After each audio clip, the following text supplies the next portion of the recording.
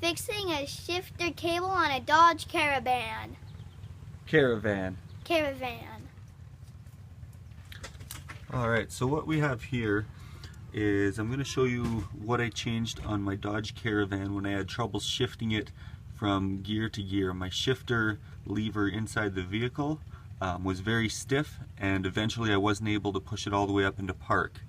And basically it's because this shifter cable right here had become seized and would no longer move inside.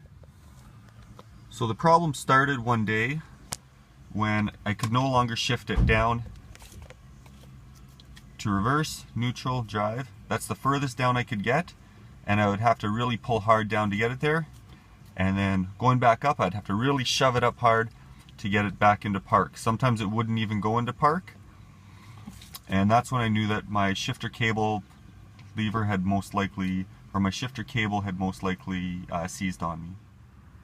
There are two things that I did to make sure that it was my shifter cable lever that was the problem, or sorry, my shifter cable was the problem.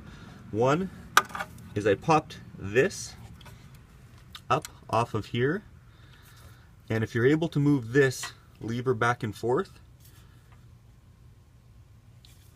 without an issue, back and forth, you should be able to shift it from park to neutral to reverse to drive, and back and forth, and you'll have no issues. Then you know it's not a transmission problem. You know it's somewhere further up the line here. The other thing that I did to make sure that there was nothing wrong up in the ignition area is I took off the plastic housing here. There's 3 screws underneath, 1, 2, 3, and then there's just a clip where you just pull this off from here.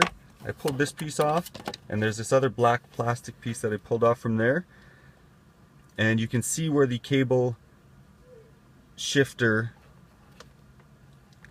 comes, the shifter cable comes up and into here, and you can just pop it off to the side. And if this lever moves freely, you know there's not an issue with the lever here. Then you know that it's not the transmission, it's not the lever, so it has to be the cable connecting the two. Alright, so to remove the shifter cable, we already popped that off to see if it was the transmission that had a problem with it. So that's already off of there. Then you have 2 plastic tabs here, one on each side, one there and one there. You want to pinch those together like that, and then that'll push back through, that'll push back that way, and then you can lift it up. And then you're going to want to feed the cable line into the car, and you can get underneath and pull it out from the interior of the car. So you also have this panel here that you're going to have to take off. It's just a couple of screws here, 1, 2, and a couple of clips that you just pull it off, and the clips will undo.